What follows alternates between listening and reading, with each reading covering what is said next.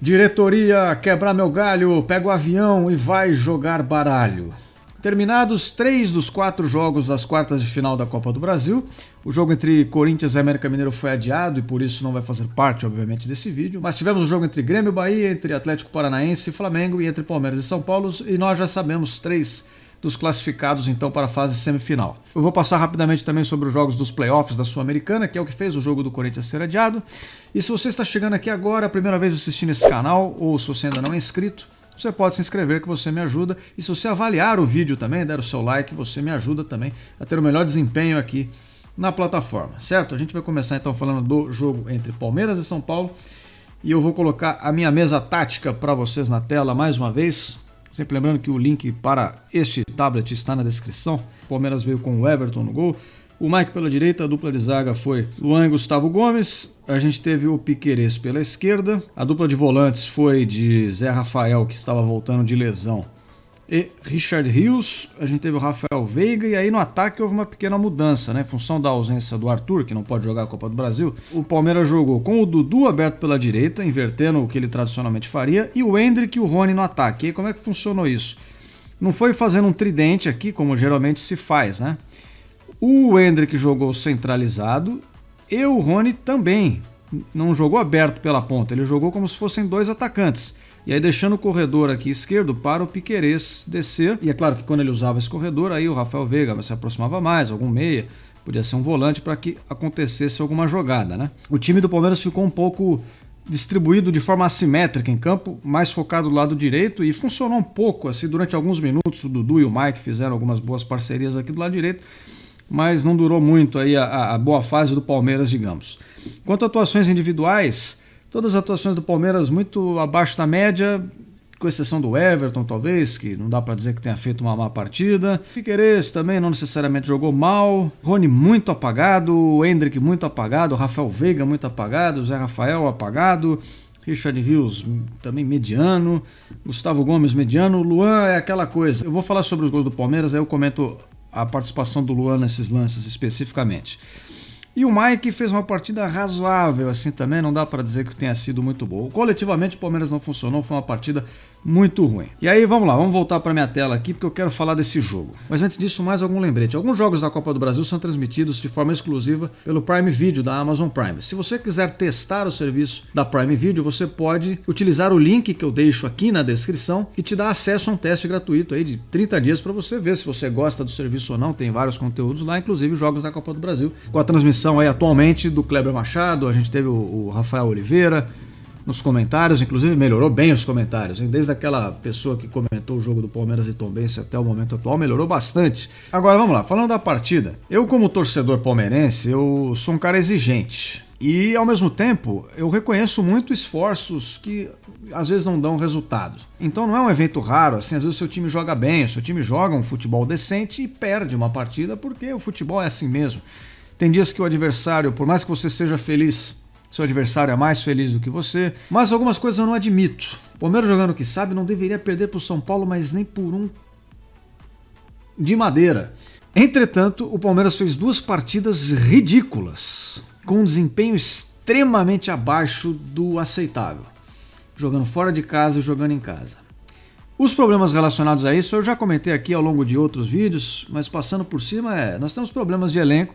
Isso está mais do que claro, as opções não são boas, mesmo os titulares, alguns já parecem estar em fim de ciclo, alguns parecem não ter já como entregar muito mais do que já entregaram até aqui. Quando olha para o banco de reservas é uma tristeza, a diretoria não contrata jogadores porque fica nessa política de que não, o Abel Ferreira dá um jeito, né? A gente entrega para ele meia dúzia de bagres e ele transforma eles no Barcelona do Guardiola.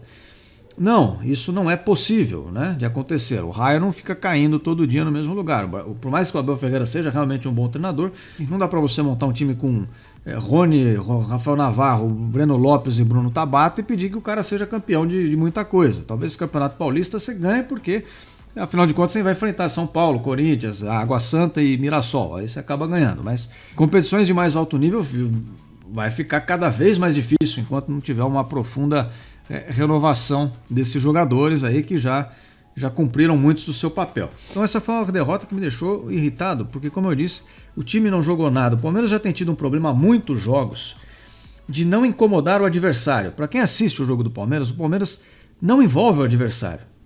Ter a bola para o Palmeiras às vezes parece uma punição.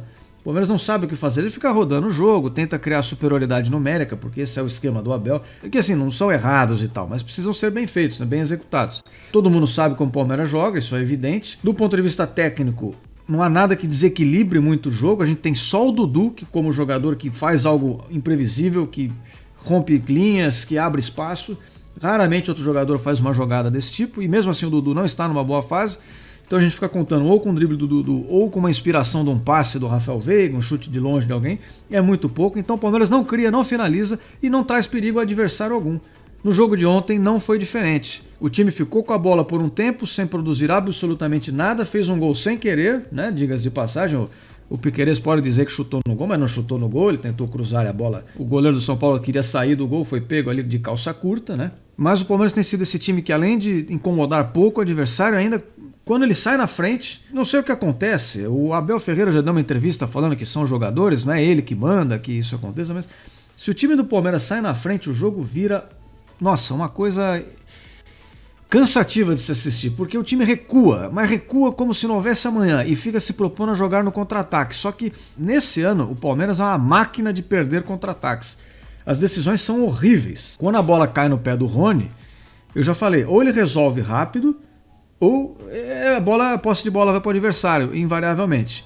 Não dá para contar. O Palmeiras sem a bola joga com 11, com a bola joga com 10, porque tem jogadores que realmente não contribuem para a criação de novas jogadas de ataque. Então, eu estou fazendo um resumo de como o Palmeiras atuou aí ao longo dos últimos jogos, não só nesse específico, mas esse foi mais uma atuação fraca. E aí joga um jogo de Libertadores, aí o Rafael Navarro faz 4, 5 gols, aí o Rony faz gol, ele é o senhor Libertadores, por quê? Porque na Libertadores você joga contra o Melgar, contra o Liverpool do Uruguai, contra o Boca Juniors, você só pega time baba, time molezinha. Você acaba ganhando esses jogos aí, sobretudo na fase de grupos. Mas aí chega em jogo de um nível de exigência um pouco mais alto, e olha que estamos falando do São Paulo, hein? Que não é grande coisa, não estamos falando do Flamengo em grande fase, nada, estamos falando do São Paulo. Pega um São Paulo marromeno e já sofre esse tanto que sofre. E tem sofrido. Quando pega Atlético Paranaense, o Palmeiras conseguiu empatar com o Vasco, o Palmeiras conseguiu empatar com o Santos, o Palmeiras tem conseguido resultados horrorosos, a verdade é essa. Então, esse jogo foi mais um reflexo disso. Quanto à atuação do Luan, a torcida pegando no pé dele de novo, eu entendo, claro, ninguém está contente nesse momento, mas acontece o seguinte, pessoal, eu vou até pôr a mesa tática aqui de novo, porque eu acho que vale a pena demonstrar uma coisa. O primeiro gol acontece com o Luan tentando cobrir um erro de outro jogador. Vamos colocar aqui na tela, eu vou pôr uma versão simplificada, só para que a gente entenda o seguinte. Imagina que essa aqui é a estrutura base da defesa do Palmeiras, né? Claro que a defesa do time ela parte desde lá do campo de ataque, mas essa é a estrutura base do setor defensivo do Palmeiras. Em dado momento, o time adversário faz uma jogada aqui pelo lado e abre-se uma clareira. Em vez dessas linhas estarem formadas protegendo a zaga, aqui havia uma clareira, um clarão, um vazio total em que o jogador do outro time apareceu livre. O Luan, vendo essa clareira, ele resolve se adiantar e sai correndo para abafar o jogador adversário, que o dribla e finaliza em gol. Só que por que ele acaba tomando o drible? Ele percebe que tem um espaço ali na frente, o jogador vindo de frente. Ele também resolve ir de encontro ao jogador para interceptar a bola. Só que ele vai de um jeito como uma vaca destrambelhada, porque era uma situação ali rápida e tal. Se ele dá continuidade ao lance, ele derruba o jogador adversário e faz pênalti. Para evitar de fazer o pênalti, ele não segue, ele tenta parar, estica a perna para interceptar a bola. Nisso ele dá o espaço que o jogador usa para driblá-lo e finalizar em gol. Então o peso desse gol fica nas costas do Luan, porque ele é o jogador driblado, ele é o jogador que sai na foto. Mas eu não vejo que o erro desse lance tenha sido dele. Ele estava postado como um zagueiro de sobra e fazendo bloqueio, ele não estava como perseguidor do atacante adversário, estava sendo um jogador de bloqueio. Ele vê uma clareira na frente dele, tenta cobrir aquele espaço vazio que os volantes deixaram, porque os volantes do Palmeiras não são volantes de marcação, não estão habituados a fazer isso. Talvez se fosse o Danilo aqui, por exemplo, a gente não tivesse tomado esse gol. E no segundo gol, aí sim, você pode falar que é uma falha mesmo, que ele tenta dar um bote, erra a bola, é driblado e aí sim sai mais um gol. Mas ali também é uma falha do setor defensivo como um todo, né? Todo mundo dando um pouco de bobeira ali e tal. Pra mim são diferentes os lances. No segundo gol, o Luan sai na foto de um jeito meio ruim. No primeiro eu vejo que ele tentou corrigir o erro de outro e pagou com a própria pele naquele gol. Mas aí, resumindo, o Palmeiras fez essa partida horrorosa, não criou problemas ao adversário e passou uma vergonha. Pra mim, A derrota de ontem foi uma vergonha, sendo no Allianz Parque, um lugar que geralmente o Palmeiras amassa o São Paulo. Quantas goleadas do Palmeiras de 3, 4-0 tem em cima do São Paulo? O São Paulo não consegue ver a cor da bola quando o Palmeiras joga decentemente, só que jogando do jeito que está jogando. E isso me dá alguns sinais claros de exaustão. Esse time está, para mim, muito exaurido, mentalmente. O time não está conseguindo buscar forças, não tem fôlego e já entra... Aquilo que eu falava do Curitiba, umas rodadas atrás do Campeonato Brasileiro, o time já entra em campo meio estafado, exaurido. Aí toma o primeiro golpe contra, o primeiro revés, pode ser um cartão, um gol, alguma coisa, perde um gol, o time já desmonta, fica vulnerável ali, boiando em campo. É uma fase realmente de instabilidade. O time precisa de ares, novos ares. E não só contratações que a torcida tanto pede. Aliás, um detalhe interessante, a torcida do Palmeiras não calou a boca por um instante ao longo de toda a partida. O torcedor fez a sua parte, gritou do começo ao fim, apoiou do começo ao fim e fez críticas pacíficas, né? Sem quebrar nada, sem brigar com ninguém, mas todo mundo gritando, pedindo para a diretoria tomar vergonha na cara e fazer o seu papel de uma forma minimamente decente, o que não vem fazendo. Depois do jogo teve uma entrevista coletiva do diretor de futebol, o Anderson Barros, e foi uma entrevista que assim, eu entendo a postura de querer ir dar a entrevista, porque ficaria estranho, né? Depois de uma eliminação, todo mundo virando as costas, indo embora, sem dar uma satisfação, mas não falou nada com nada, assim, não acrescentou em nada, só falou que, olha, a gente está tentando buscar o reforço e não está conseguindo, o que é uma vergonha. A Napolina contrata, o Tubarão contrata e o Palmeiras não consegue trazer jogador para o Palmeiras. O time com a segunda maior receita do país, o time com a melhor estrutura, o melhor departamento de futebol do país, um time que é referência em praticamente todas as áreas de logística, esse time não tem poder de convencimento de contratar, cara, tem um projeto aqui, vamos lá, vamos ser campeão lá no Palmeiras. Pelo amor, hein? Não faz sentido nenhum isso. Então, feito esse desabafo aqui, pessoal, teve jogo interessante nessa rodada. Apesar do jogo do Palmeiras ter sido um lixo, teve jogos interessantes na rodada e a gente vai falar dele, vamos falar do jogo do Grêmio, que pegou o Bahia em casa, lá eu ia falar no Olímpico, né? Resquícios de uma memória aí. Mas o jogo do Grêmio pode não ter sido um primor, uma aula de tática. Inclusive os dois times se mostraram um bocado vulneráveis em alguns momentos, mas foi muito divertido de assistir. Eu acompanhei do começo ao fim essa partida. Vou colocar na tela aqui para vocês. E vale já começar por aí. O estado do gramado não estava dos melhores, mas aí é uma situação que não foge ao controle, né? Teve uma chuva, como você sabe, está tendo chuvas torrenciais aí em algumas regiões do Brasil, mas isso afetou o jogo do Grêmio também. Teve seu início atrasado aí em muitos minutos. A equipe ali do estádio que cuida do gramado fez um trabalho interessante para tentar escoar o máximo de água possível para fazer a bola rolar, né? Mas é claro que continuam algumas poças, a bola continua prendendo e isso faz com que os times joguem com menos a bola no chão e tentem mais bolas mais altas, né? Ligações diretas e tal. Isso prejudica um pouco a qualidade do jogo. Sobretudo nesse caso, a gente está falando do Grêmio, que é um time que gosta de jogar tocando a bola, fazer umas costuras ali, umas infiltrações pelo meio, com tabelas entre o Soares, o Cristaldo, Bitelo, Vila Sante, enfim. A base do jogo do Grêmio é essa, né? E algumas chegadas dos laterais em linha de fundo, principalmente do Reinaldo, que também fecha um pouco por dentro algumas vezes. Então o Grêmio, dentro dessas limitações de gramado, tentou fazer seu jogo, conseguiu em alguns momentos, conseguiu achar uns bons passes, e o Bahia se propôs mais a contra-atacar. E ambas as equipes foram muito perigosas. O jogo terminou empatado em 1-1, indo para os pênaltis, e lá o Grêmio conseguiu a vitória, né, por 4-3. Mas durante o jogo, ambas as equipes tiveram a chance de sair vitoriosas. Teve várias bolas na trave, bons lances do Luis Soares, que chega a dar um pouco de pena vê-lo jogar, pela questão física. Ele joga com cara de dor do começo ao fim do jogo. Lembra o Valdívia jogando pelo Palmeiras, né? Às vezes o cara entrava em campo já completamente arrebentado. Mas era o diferencial técnico, assim como o Luis Soares, com certeza é um diferencial técnico para a equipe do Grêmio, seria para qualquer equipe do Brasil, porque ele é realmente um bom jogador. Agora, as defesas deram alguns vacilos, deram alguns espaços, o Bahia por muito pouco não saiu vitorioso, como eu disse, teve um pênalti marcado contra, que eu sinceramente não sei se eu marcaria, viu? É um lance que o jogador do Grêmio chuta, a bola bate no jogador do Bahia, sobe, vai para a mão dele, mas a mão tá meio junta assim do corpo. Foi um pênalti mandrake, foi um pênalti bem mandrake, dá para reclamar legal. Mas o Grêmio acabou perdendo esse pênalti. O goleiro do Bahia fez a defesa. Mas não só por esse pênalti, em outros lances também o Grêmio poderia ter feito. Perdeu algumas chances claras de gol ali. Um jogo bem movimentado no fim das contas, muitas emoções, e foi aquilo que a gente chama de uma trocação franca, né? Então, como eu falei, para quem não torce para nenhuma das equipes, foi divertido de assistir. Para o time do Grêmio que passa para a próxima fase e vai pegar o Flamengo, se eu fosse torcedor do Grêmio, eu estaria com uma sensação um pouco mista, porque ofensivamente o time tem tido um desempenho que acho que reflete um pouco o modo como o Renato Portaluppi dá liberdade aos seus jogadores de fazerem o que eles sabem fazer de melhor. Nesse caso trocar passes, buscar essas infiltrações. O estilo de jogo do Grêmio não é uma coisa muito complexa nem nada, mas do ponto de vista defensivo é um time que concede muita chance ao adversário. Concedeu ao Bahia, então imagine contra o Flamengo, que é um time que do ponto de vista técnico é melhor do que o Bahia, então se você der uma ou duas chances, às vezes já é o suficiente para que façam gols. Não deve ser um duelo difícil, né? Mas a gente fala mais sobre isso mais pra frente num vídeo especializado.